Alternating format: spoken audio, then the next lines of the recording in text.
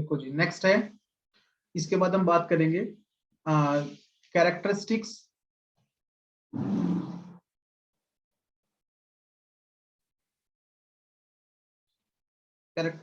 Of reactive methylene group. इसका मतलब था कि जो रिएक्टिव मिथाइलिन कंपाउंड होंगे, वे कंपाउंड जिनके अंदर रिएक्टिव मिथाइलिन ग्रुप होगा, वो किस कंडीशन में किस तरीके से रिएक्ट करेंगे। वैसे तो जो मैंने बताया उसमें आपको सब समझ में आ गया होगा, बट मैं एक दो एग्जांपल इसके और बता देता हूँ आपको। सबसे पहली कंडीशन कि अगर मान लिया आपका कोई भी कंपाउंड ऐसा जिसके अंदर एक्टिव मिथाइलिन ग्रुप है और वो किसी बेस के साथ रिएक्ट करता है, किसके साथ, बेस के साथ, तो देखो उसमें क्या होता है। मान लिया CH2 COOET COOET, और इसकी रिएक्शन अगर आपने किसी बेस के साथ, यानी कि ETONA, ये जो ETONA है इसका मतलब होता है, मैं इसको स्पॉट में लिख दिया मैंने, ये C2H5ONA, that means sodium ethoxide, Na plus है और O माइनस है, ठीक है ना। आगे से जब हम रिएक्शन को लिखेंगे तो यहाँ पे केवल ये भी लिख सकते हैं C2H5O माइनस, ठीक है ना, क्योंकि बेस तो यही होता है केवल। तो अगर ये बेस के साथ रिएक्ट करता है तो बेस क्या करेगा, यहाँ से ये जो अल्फा हाइड्रोजन थे, ये जो एक्टिव मिथाइलिन के हाइड्रोजन थे, यही तो क्या थे, एसिडिक नेचर के थे। और बेस क्या करता है, बेस का काम क्या होता है, एसिडिक हाइड्रोजन को निकाल लेना। तो बेस यहाँ से क्या करेगा, CH2 पे से एक हाइड्रोजन को निकाल लेगा, इसके पास आ जाएगा माइनस का चार्ज, ठीक है। और ये बन जाएगा आपका COOET एंड COOET। अब ये जो ये बना है कार्बन आयन, ये कार्बन आयन आपका कॉन्जुगेशन में जाएगा और ये क्या बना लेगा, इनोलेट, यानी कि CH डबल बॉन्ड C, ये O माइनस और ये OET, और यहाँ पे हो जाएगा COOET। तो ये जो एक्टिव मिथाइलिन ग्रुप होंगे, ये बेस के साथ रिएक्शन करके क्या बनाएंगे, इनोलेट। समझ आई बात ये। और ये क्या बना, कार्ब एनायन, ठीक है। हाँ जी, जी सर। पहली कंडीशन तो ये होगी। दूसरी कंडीशन ये है कि ये जो एक्टिव मिथाइलिन ग्रुप होते हैं, जैसे कि ethyl acetoacetate CH3, sir जी पिछला वाला दिखा दो एक बार, क्या हो गया, एक लास्ट वाला रह गया।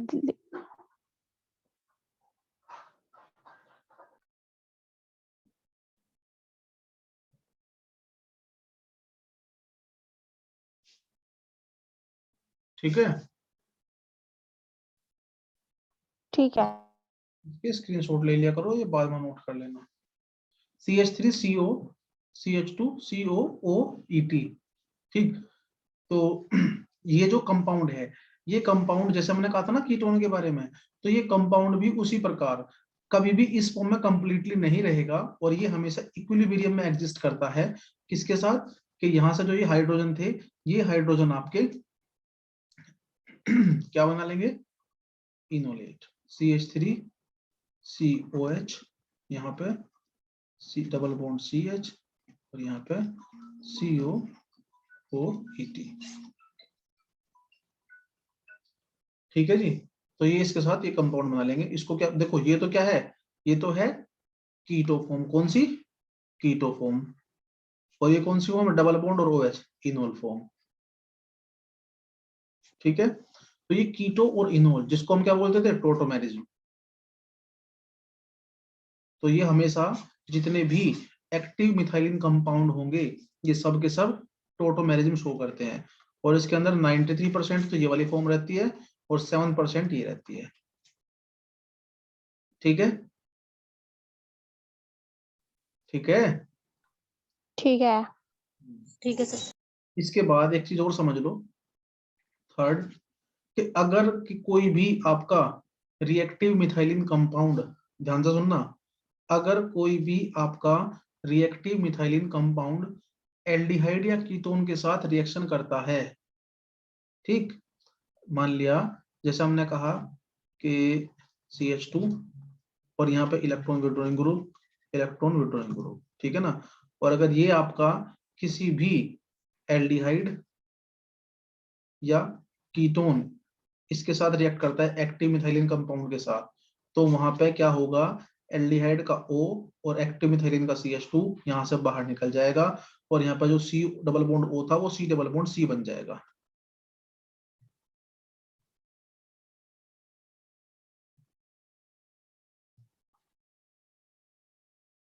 ये बात आप याद रखेंगे, ठीक है, प्लस H2। कैसा हुआ है ये मैं आपको बताऊंगा कैसा हुआ है, ठीक। और ये बेसिक मीडियम हो या फिर एसिडिक मीडियम हो, दोनों पे हो जाता है ये काम।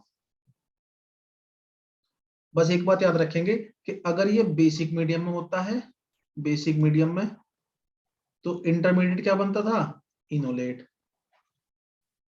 और अगर ये एसिडिक मीडियम में होगा तो इंटरमीडिएट क्या बनेगा, इनोल। ये बात ध्यान रखेंगे आप लोग।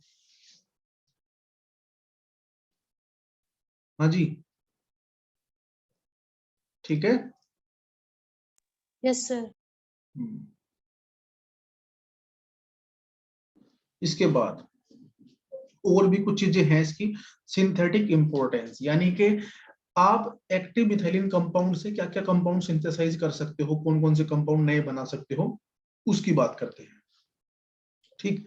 तो इसमें एक चीज, ये जो रिएक्शन मैं आपको बता रहा हूँ ना, वो बिल्कुल कॉमन कॉमन सी होंगी। अब इसमें सबसे पहली चीज देखो, आप एक रिएक्शन समझना, मैं यहाँ पे आपको बता रहा हूँ एक एग्जांपल लेकर, CH2 COO C2H5 COO C2H5। अभी आप लोग बताओगे, कोई भी माइक ऑन कर ले अपना, अगर मैं इसकी रिएक्शन C2H5ONA के साथ करता हूं तो क्या बनाएगा ये, हाँ जी, ये क्या है, बेस है ना, कोई सभी ना बोल रहे क्या अब, इनोलेट सर बनाए। जी इनोलेट बनाएगा, या इसको हम इनोलेट भी कह सकते हैं। पहला बनाता है कार्ब एनायन, क्या बनाता है, बेस जो है यहाँ से डीप्रोटोनेशन करेगा, H निकाल लेगा, और जब बेस H निकालता है तो CH माइनस और COOET COOET क्या बनाता है, कार्ब एनायन, ठीक है ना। और ये जो कार्ब एनायन होता है ना, ये आपका रेजोनेंस स्टेबलाइज होता है, जो कि इनोलेट बनाता है। बात समझ में आई, यानी कि इसी से आपका क्या बन जाता है, CH double bond CO minus OET और COOET, ये इसकी रेजोनेटिंग स्ट्रक्चर है, ये बनता है इनोलेट। समझ में आ रही बात। अब इसके बाद क्या हाँ होता है, जी सर। ये जो कार्ब एनायन होता है ना, ये कार्ब एनायन अगर हम इस रिएक्शन के अंदर कोई एल्किल हैलाइड डाल दे, लाइक CH3I डाल दे इसके अंदर, तो ये जो नेगेटिव चार्ज है, ये नेगेटिव चार्ज किसका काम करता है, न्यूक्लियोफाइल का, किसका, न्यूक्लियोफाइल का, यानी कि नाभिक स्नेही का काम करता है। और जो एल्किल हैलाइड होते हैं ना, ध्यान से समझना, जो एल्किल हैलाइड होते हैं उनके अंदर हमेशा इलेक्ट्रॉन्स किसकी तरफ शिफ्ट करते हैं, आई की तरफ। तो CH3 के पास क्या होता है, पार्शियली पॉजिटिव चार्ज, तो जो नेगेटिव चार्ज होगा वो अटैक कर देगा किसके पास, CH3 के पास, और आई यहाँ से बाहर निकल जाएगा। और अगर आई यहाँ से बाहर निकला तो कार्बन के पास कौन जुड़ जाएगा, CH3। कार्बन के पास क्या जुड़ गया। अब यहां से एक बात समझो, आप आपने दो स्टेप करे यहाँ पे। पहले स्टेप में आपने बेस के साथ रिएक्शन करी, बेस ने क्या करा, डीप्रोटोनेशन, डीप्रोटोनेशन। और दूसरे स्टेप में जो कार्बन आयन बना था, वो कार्बन आयन आपका एल्किल ग्रुप के पास अटैक करा, और उसने इस ग्रुप, इसको हम बोलते हैं एल्काइलेशन। क्या बोलते हैं, एल्काइलेशन, यानी कि जो एक्टिव मिथाइलिन कंपाउंड था उसके पास एल्काइल ग्रुप का सब्स्टिट्यूशन हो गया। देखो H निकल गया और CH3 ग्रुप जुड़ गया। अब ये काम दोबारा भी हो सकता है यहाँ से, अगर आपने यहाँ पे मतलब आपने इसमें एक बार और फिर से बेस लिया तो फिर से दूसरा हाइड्रोजन निकल जाएगा, ठीक है ना। और फिर से यहाँ पे दोबारा से क्या हो जाएगा, दोबारा से यहाँ पे एक और CH3 ग्रुप जुड़ जाएगा, ठीक। बट अगर आप इसको यहीं पे इसको आप हीट कर दें, या सबसे पहले इसमें क्या करा, इसने इसका हाइड्रोलाइसिस करा। देखो अगर हाइड्रोलाइसिस करते हैं तो ये एस्टर था, और हाइड्रोलाइसिस करने पे एस्टर आपका किस में चेंज हो जाता था, कार्बोक्सिलिक एसिड में, CH3 CH COOH और COOH। ये स्टेप याद रखना आप, हाइड्रोलाइसिस करने पे क्या हुआ, आपका एस्टर ग्रुप किस में चेंज हो जाता था, कार्बोक्सिलिक एसिड में। और अगर जो डाई कार्बोक्सिलिक एसिड था उसको आपने अगर हीट कर दिया, गर्म कर दिया, तो वहां से CO2 ग्रुप निकल जाएगा, इसको क्या बोलते हैं हम, डी कार्बोक्सिलेशन। तो एक COOH ग्रुप से CO2 निकल जाएगा, तो क्या बचेगा, CH3 CH2 COOH। क्या नाम होगा इसका, प्रोपेनोइक एसिड, प्रोपेनोइक एसिड।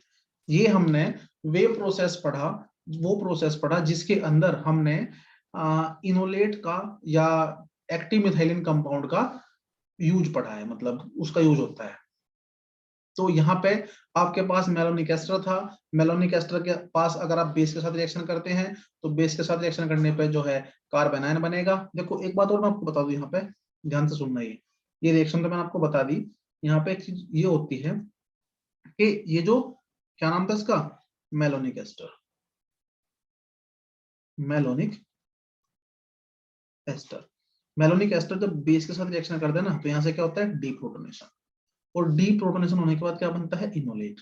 अब एक बात सुनना ध्यान से, मैं बता रहा हूँ आपको, होता क्या है कि बेस के साथ रिएक्शन करने पे यहाँ पे क्या बन जाएगा, सबसे पहले कार्बन आयन। वो कार्बन आयन एल्किल हैलाइड के साथ तुरंत रिएक्शन नहीं करता। क्यों नहीं करता? क्योंकि ये जो नेगेटिव चार्ज यहाँ पे कार्बन के पास है, ये तुरंत कोशिश करता है कि पहले मैं रेजोनेंस में जाऊं और अपने आप को स्टेबल करूं। तो इसलिए ये नेगेटिव चार्ज तुरंत कॉन्जुगेशन में जाता है और तुरंत किस में कन्वर्ट हो जाता है, ये इनोलेट में। क्योंकि इनोलेट जो है वो मोर स्टेबल फॉर्म होती है। क्या होती है, ये जो कार्बन आयन है ना, इसमें तो नेगेटिव चार्ज कार्बन के पास है और यहाँ पे नेगेटिव चार्ज किसके पास है, ऑक्सीजन के पास। तो क्योंकि इलेक्ट्रोनेगेटिव के पास नेगेटिव चार्ज ज्यादा स्टेबल होता है, तो इसलिए इनोलेट मोर स्टेबल होता है। ठीक, तो ये जो है ये बनता तो है बट तुरंत ही इस फॉर्म में कन्वर्ट हो जाता है और हमेशा यही फॉर्म एग्जिस्ट करती है और हम इसी की बात करते हैं।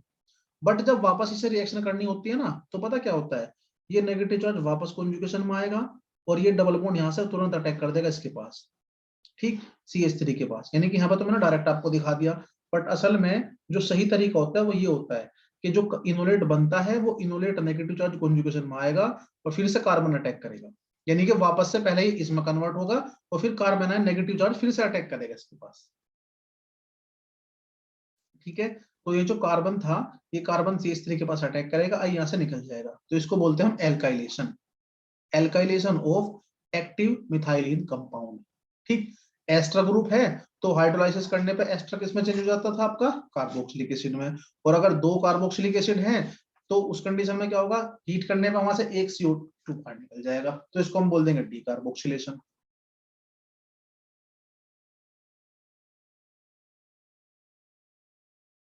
अब ये बताओ मुझे, ये पूरी स्लाइड समझ में आई आपको?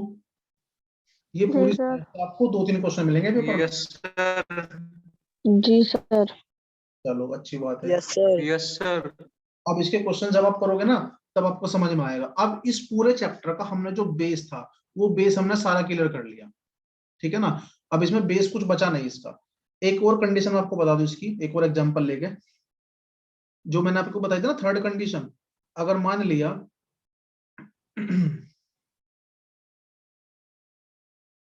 आपका एक एसिटाल्डिहाइड मॉलिक्यूल है CH3COH, ठीक है ना, एसिटाल्डिहाइड मॉलिक्यूल है और उसकी रिएक्शन किसके साथ हो जाए, COOC2H5, COOC2H5। ये मैंने आपको डायरेक्ट बताया था, ये मैंने आपको डायरेक्ट बताया था। अब एक बात समझो, देखो यहाँ पे होता क्या है, इस रिएक्शन को अगर मैं कहूँ यहाँ पे बेसिक मीडियम हमने इसकी रिएक्शन करी, ठीक, तो ध्यान से समझना, थोड़ा शॉर्ट में बताऊंगा। बेस क्या करेगा, पहले यहाँ से H निकाल लेगा। हाँ जी, अरे कोई भी एक, रिया, जी हाँ जी सर। अपना माइक ऑन रख, ठीक है। बेस क्या करेगा, यहाँ से इसका CH2 ग्रुप से H, हाइड्रोजन निकाल लेगा। ठीक है ना, तो क्या बनाएगा इसका कॉन्जुगेट बेस यानी कि नेगेटिव, फिर वो रेजोनेंस में जाके स्टेबल होगा, फिर वापस आकर CH2 के पास से अटैक करेगा किसके पास, CO के पास, क्योंकि ये पार्शियली पॉजिटिव होता है। जब इसके पास अटैक करेगा तो इलेक्ट्रॉन्स आगे जाएंगे इसके, हाँ जी, इलेक्ट्रॉन्स आगे जाएंगे तो अब यहाँ पे कार्बन कार्बन बॉन्ड बन जाएगा, यानी कि कुछ इस तरह का CH3 C, ये O माइनस, यहाँ पे एक H है, यहाँ पे ये CH है और इधर पार्टी हो रही है।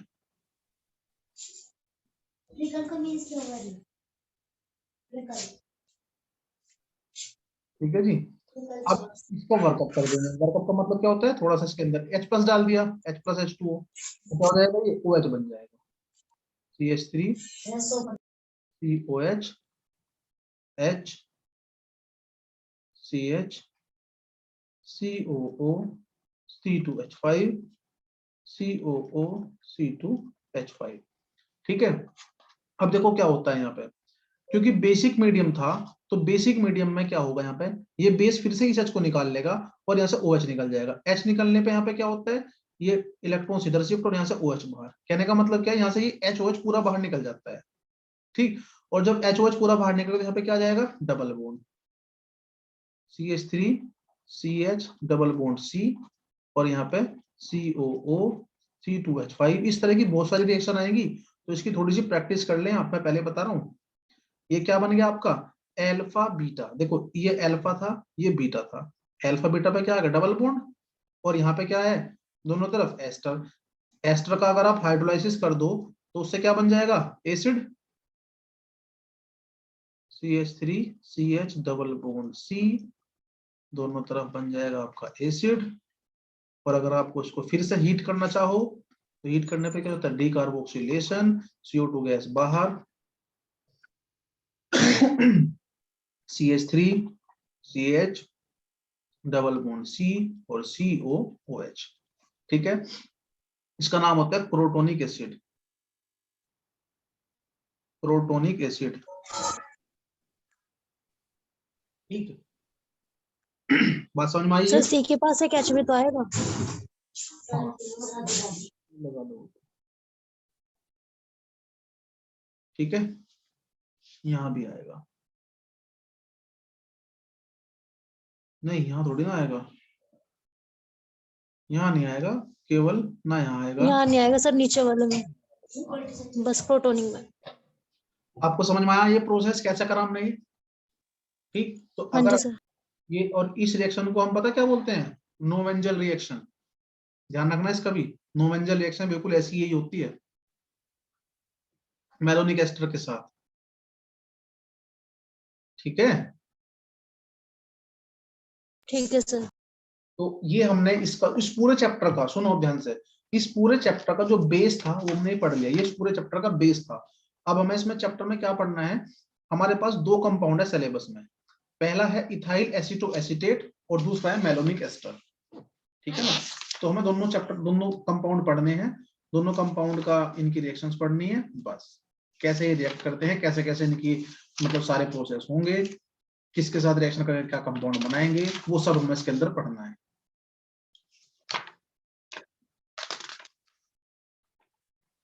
एक मिनट रुक जाओ। तो पहले हम इसमें जो है पहले हम इसमें कंपाउंड पढ़ेंगे इथाइल एसीटोएसीटेट। हमारा जो फर्स्ट कंपाउंड है वो है इथाइल एसीटोएसीटेट। ठीक, होता क्या है ये, CH3CO then CH2 then COO CH2 CH3। this is ethyl acetoacetate या एसीटोएसिटिक एस्टर। एक और नाम होता है इसका एसीटोएसिटिक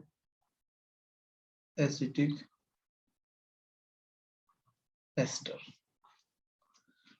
ध्यान रहेगा भैया। अब इसके अंदर ये जो CH2 ग्रुप था ये कैसा था, एसिडिक नेचर का। ठीक है ना, और ये कैसा था, एक्टिव मिथाइलिन ग्रुप था, ये एक्टिव मिथाइलिन ग्रुप।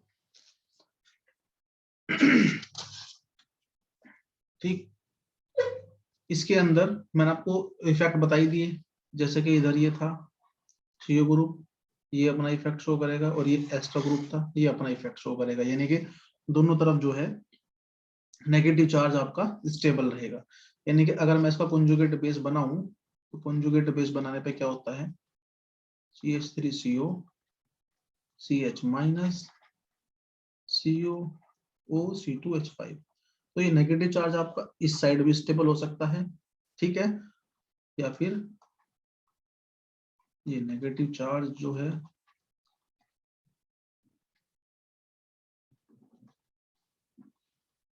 ये इस साइड भी स्टेबल हो सकता है। ठीक है, तो ये दोनों तरफ रेजोनेंस स्टेबलाइज है, यानी कि इसका जो कॉन्जुगेट बेस बना है वो दोनों तरफ से, उसके पास दो स्टेबलाइजिंग ग्रुप हैं। ठीक, तो यहाँ पे एक बात ध्यान रखेंगे आप, अगर इसकी रिएक्शन कभी भी C2H5ONA यानी कि किसी भी बेस के साथ हुई तो बेस क्या करेगा, यहाँ से H निकाल लेगा। हाँ जी, बेस क्या करेगा, वो कार्बन आयन बनाएगा। कार्बन आयन बनाएगा। ठीक है ना, तो ये रिएक्शन आप इसकी याद रखना हमेशा, ये रिएक्शन काफी यूज होती है इसकी, यानी कि इसको हम कहते हैं alkylation of ethyl aceto acetate. अगर आपको किसी भी एक्टिव मिथाइलिन कंपाउंड का एल्काइलेशन करना हो तो एल्काइलेशन करने के लिए हम क्या करते हैं, सबसे पहले तो बेस है ना, पहला काम क्या होता है बेस का, और दूसरा काम क्या होता है CH3I यानी कि RX, इसके साथ रिएक्शन करा दो तो क्या हो जाएगा, उसका एल्काइलेशन हो जाएगा। कैसे होगा, देखो जी, CH3 CO CH2 CO OC2H5, short में बताएंगे बेस। बेस कोई भी हो सकता है, बेस आपका यहाँ पे आप ETO माइनस ले लो, NH2 माइनस ले लो, कोई सा ही बेस ले लो। ठीक है ना, ये जो ETO माइनस है ना, ये C2H5O माइनस ही है, या OH माइनस ले लो, कुछ भी ले लो। ठीक, बेस क्या करेगा, यहाँ से H निकाल लेगा, CH3 CO CH, इसके पास माइनस COO C2H5। जो मैंने वो रेजोनेटिंग स्ट्रक्चर बताई है ना, वो तो केवल समझने के लिए है किस तरह से काम करता है, आपको जरूरत नहीं पड़ेगी उनकी। अगर इसकी रिएक्शन RX के साथ होती है तो नेगेटिव चार्ज किसके पास अटैक करेगा, R के पास, X बाहर, यहाँ पे क्या जुड़ जाएगा CH3 CO CH, और इसके पास क्या आ जाएगा R, फिर COO C2H5। ठीक है ना, और अगर आप फिर से यही काम कर दो बेस और देन RX, तो यहाँ पे एक और H निकल जाएगा, CH3 CO CH3 CO C, दोनों तरफ इसके R, और यहाँ पे COO C2H5। तो एक बात का ध्यान रखना पड़ेगा आपको बस, कि आपने बेस और ये कितने मोल्स में लिया है। अगर आपने 1 मोल में लिया है, ठीक है, तो उसमें केवल एक बार एल्काइलेशन होगा, और अगर आपने उसमें एक्सेस लिख दिया, क्या लिख दिया, एक्सेस, तो जितने की जरूरत होगी, जितनी पोजीशन पे हो सकता होगा, उतना ही एल्काइलेशन हो जाएगा। क्लियर है? हाँ जी सर। जी सर। ठीक है ना, तो इस तरह से ये रिएक्शन होती है इनकी। एक और रिएक्शन थी इसकी जिसका नाम है क्लेजन कंडेंसेशन, इसको याद रखना, क्लेजन कंडेंसेशन। पेपर में आती है रिएक्शन, कभी नाम से पूछ लेगा, कभी डायरेक्ट पूछता है क्लेजन, सर जी तो लास्ट ईयर से की आ रही। क्योंकि आपने इनोलेट लास्ट ईयर पढ़ा था। ठीक है ना, जब आप हर साल पढ़ते हैं ना केमिस्ट्री को, तो आपको बहुत सारी चीजें वो सिमिलर सिमिलर मिल जाती हैं।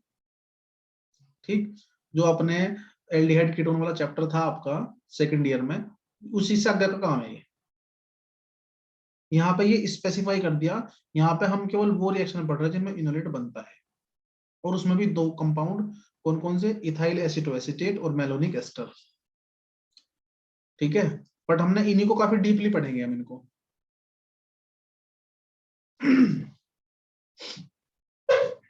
समझ आई बात, ये क्लेजन कंडेंसेशन की बात हाँ कर। जी सर। क्लेजन कंडेंसेशन रिएक्शन जो होती है ना, इसमें होता क्या है, आपका दो मॉलिक्यूल होते हैं, CH3 CO O C2H5, ठीक है ना, प्लस एक और मॉलिक्यूल है CH3 CO O C2H5, और इसके साथ हमने एक बेस लिया है C2H5ONA। ठीक है ना, और ये तो बेस लिया, ये आपको रिएक्शन में लिखा मिलेगा पेपर में भी, और H प्लस लिखा मिलेगा सेकंड में। H प्लस का मतलब क्या होता है, वर्क। ठीक, तो यहाँ पे क्या बन जाएगा आपका, देखो इसमें एक तो आपने लिया है ये एस्टर, ठीक है ना। इसकी जगह पे आप एल्डिहाइड ले लो, कीटोन ले लो, कुछ भी ले लो, ठीक है ना। एक आपको एस्टर लेना पड़ेगा। अगर आपने एक एस्टर लिया है तो उस कंडीशन में जो रिएक्शन होगी वो क्या हो जाएगा, क्लेजन कंडेंसेशन।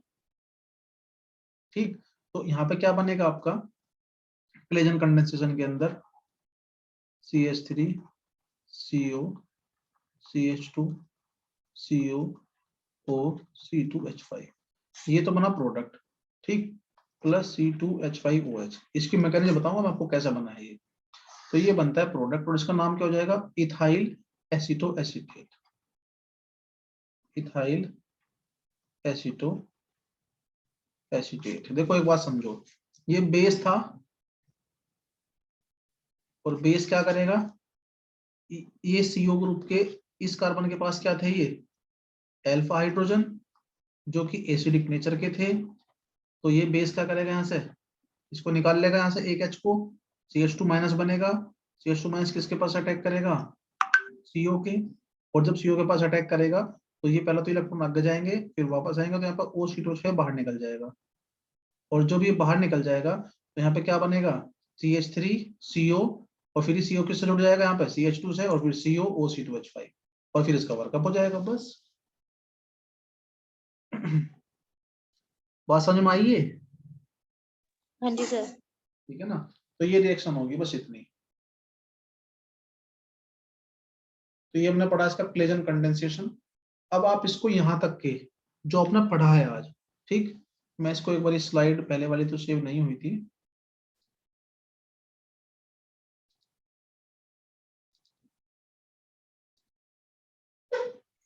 तो ये जो है, मतलब आपको इसमें अगर यहाँ तक कोई डाउट है तो मुझे बताओ।